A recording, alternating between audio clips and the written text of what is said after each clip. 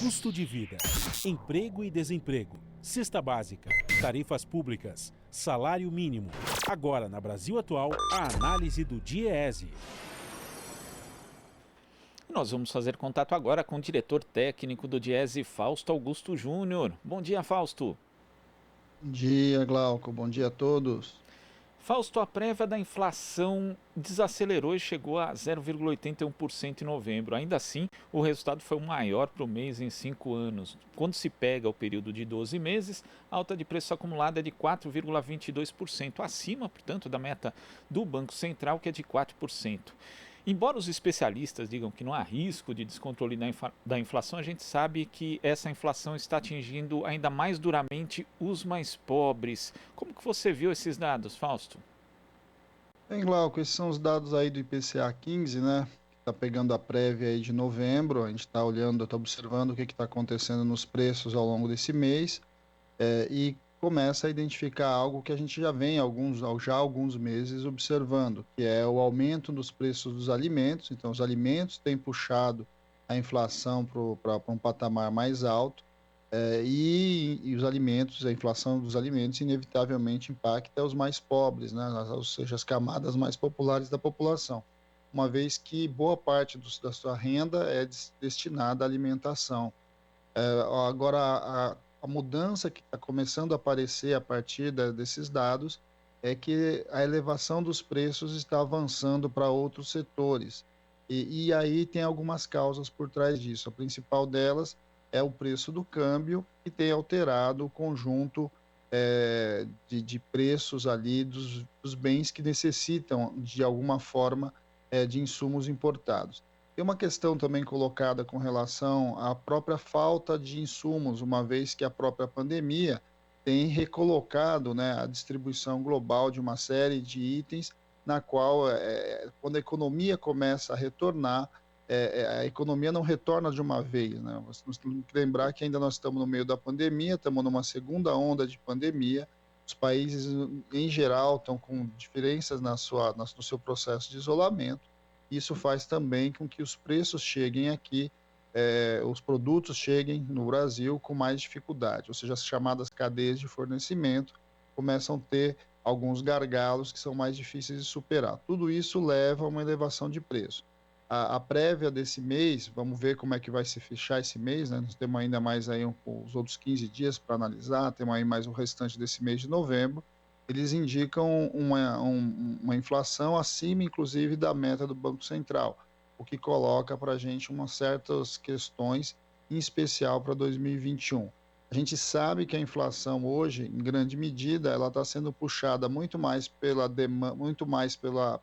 questão da demanda do que pela questão da oferta, né, os chamados preços de custo, do que pela demanda. Na verdade, a inflação baixa tem sido segurada pela demanda, uma vez que a dificuldade, a crise econômica tem feito com que as pessoas comprem menos, e isso puxa o preço para baixo. Mas, por outro lado, a questão aí da produção dos insumos tem puxado os preços para cima. Tem uma questão colocada que é o fim do auxílio emergencial. Então, o fim do auxílio emergencial, ele vai diminuir muito a demanda ainda mais, ou seja, aqueles que são mais pobres vão ter mais dificuldades de compra, de um lado, e de outro lado você tem essa pressão subindo aí pelas commodities, para os alimentos. A gente vai assistir aí muita coisa em relação ao próximo ano, mas as perspectivas não são das melhores quando a gente pensa em inflação, uma vez que a inflação, de certo modo, é a corrosão da renda das pessoas, e essa corrosão vem acontecendo cada vez mais numa renda cada vez menor. Então é um dado para a gente ficar em bastante alerta e ver como é que a gente vai lidar com toda essa situação econômica a partir de 2021. Agora, Fausto, quando você fala inclusive da questão do fim do auxílio emergencial, a gente lembra aqui que alguns integrantes do governo e o próprio presidente acabam querendo tirar o corpo fora. Ontem, por exemplo, o presidente Jair Bolsonaro disse o seguinte: o pessoal tem reclamado do preço dos alimentos, tem subido sim além do normal, a gente lamenta isso daí. também é uma consequência do fique em casa, quase quebraram a economia.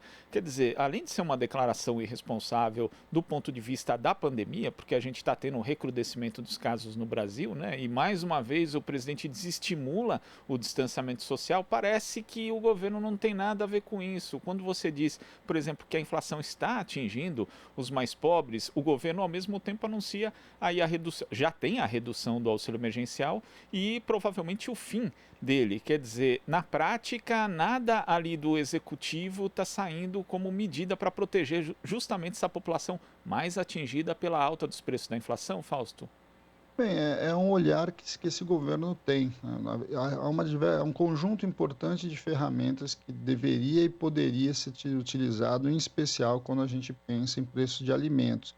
Nós estamos falando, em grande medida, vamos pegar coisas muito básicas, né, que é arroz, que é o feijão, e preços desse tipo de grão, eles são também controlados pelos estoques internos, né? Ou seja, como é que o país lida com seus estoques, como é que o país lida com a sua silagem, e minimamente o governo teria condições de equilibrar, ou deveria ter condições de equilibrar puxadas de preço tão alta como a gente viu principalmente aí ao longo desse ano. Uma questão que é bastante importante é que o atual governo, inclusive, ele está vendendo, né, está privatizando e está fechando o silo, né? Ou seja, os chamados estoques reguladores, eles vão, na verdade, sendo desmontados. Já tem muito pouco estoque regulador, os estoques reguladores que tem vão sendo desmontados. Isso, de alguma forma, é uma fé absolutamente, quase que exagerada, né, no que a gente chama de lei de livre mercado, na qual o Estado pouco regula a economia. O problema é que, se a gente pegar o próprio caso do arroz, nós exportamos muito arroz no mês, né, em 2 meses, e depois nos meses seguintes tivemos que importar arroz. Isso é uma questão de, ou seja, falta também planejamento.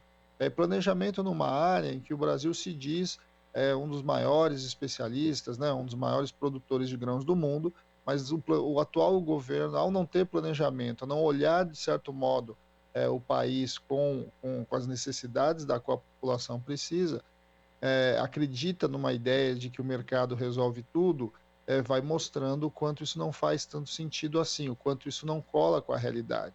Era possível você ter minimamente, não controle de preço, mas você podia ter minimamente regulação dos níveis de oferta da economia, e a regulação dos níveis de oferta poderiam equilibrar minimamente o preço, pelo menos destensionar esses momentos em que o problema da inflação não é o problema da quantidade de pessoas que estão comprando, mas sim a falta propriamente do produto, um produto que, até por conta do dólar, ele acaba sendo destinado para exportação. Então, esses mecanismos de planejamento, de controle e de organização da economia é o que a gente diz que esse governo não tem.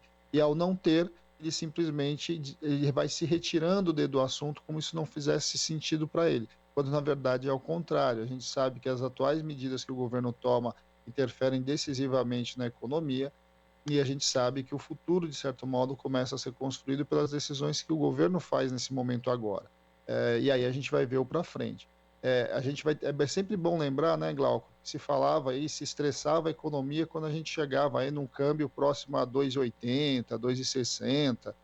Nós estamos com o câmbio beirando R$ 6, ele fica girando entre 5,30, 5,80, e isso, de certo modo, é óbvio que isso elevou os preços em geral, em especial numa economia que depende muito de produtos hoje, principalmente os produtos industrializados, né, principalmente a parte toda da microeletrônica, e não somente, é, e que busca, né, que necessita buscar os componentes fora. E esses componentes chegam com preço basicamente dobrado em relação ao período anterior.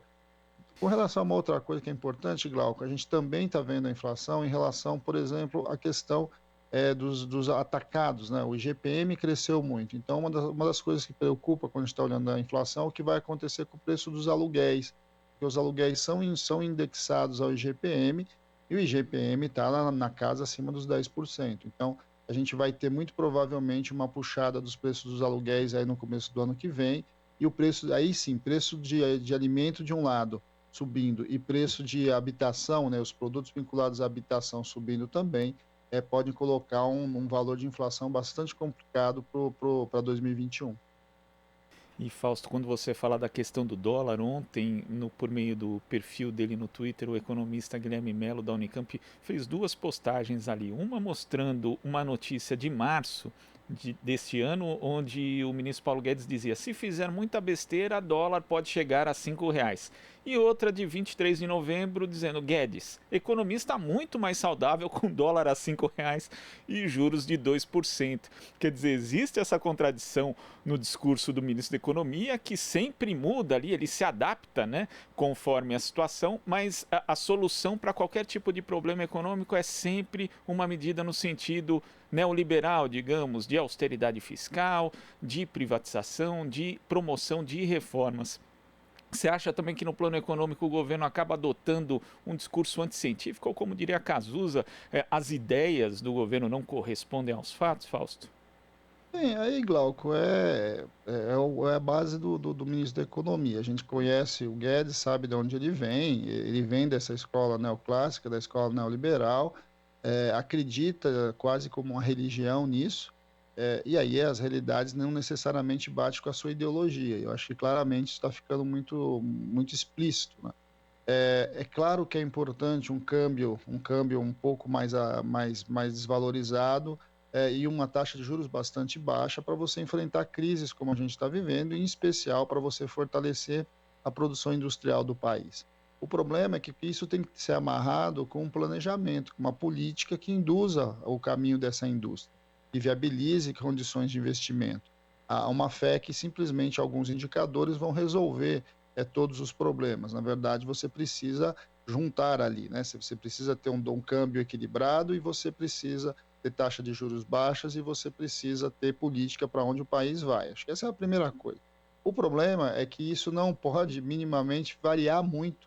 Um problema que a gente vive no câmbio hoje é que, de fato, o câmbio, quem está fazendo investimento, ele está olhando para frente e ele precisa ter algum grau de confiança. Afinal de contas, o câmbio para onde?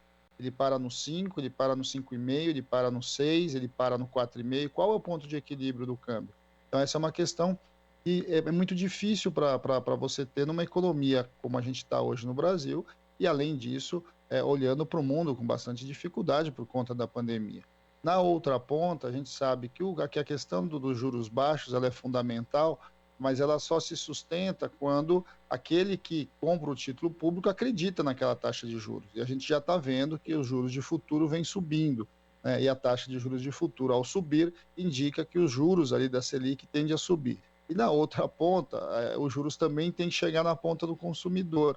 É algo que a gente sabe que o sistema bancário, que é bastante concentrado, tem muita dificuldade e não quer, porque isso significa mexer nas suas margens de lucro.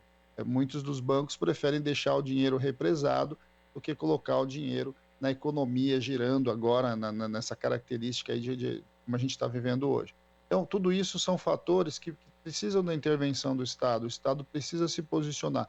O Estado, em especial, o Estado precisa indicar para onde vão as coisas. Ao indicar para onde vão as coisas, ele vai minimamente planejando e organizando a economia. É algo que o atual ministro aparentemente não acredita. E ao não acreditar, ele vai deixando a economia meio ao Deus dará, né? E essa forma, o pior de tudo isso, Glauco, é que esta forma ela não atinge os mais ricos, ela vai atingir sempre os mais pobres, porque é na ponta de baixo que estoura o problema. Porque a inflação do mais pobre ela é muito mais alta hoje por causa da conta do alimento. A taxa de desemprego do mais pobre é muito mais alta por conta da falta de postos de trabalho. Quer dizer, tudo isso, de certo modo, vai impactando a população mais carente. E aí, com o fim do auxílio emergencial, a gente deve entrar 2021 com uma situação bastante grave. A gente tem visto aí algumas reportagens mostrando que as pessoas começam a fazer escolhas, né? Escolhas entre pagar as contas, a escolha entre comprar alimentos, a escolha entre sair de casa para procurar emprego, para procurar trabalho, porque procurar emprego também tem custo, e tudo isso vai minimamente minando a base da nossa economia. E a única resposta que o governo tem é fazer mais reformas que tiram mais direitos. Então, nós estamos aí num processo bastante complexo, mas achamos que é possível reverter isso. Isso precisa ser revertido por dentro de lutas dentro do Congresso Nacional e olhando aí para as eleições que vão se seguir. Tá certo, Fausto. Muito obrigado pela sua participação aqui no Jornal Brasil Atual e até a próxima. Até a próxima, Glauco. Bom dia a todos novamente. Bom dia. Conversamos aqui com o diretor técnico do Diese, Fausto Augusto Júnior. Você está ouvindo Jornal Brasil Atual. As notícias que os outros não dão.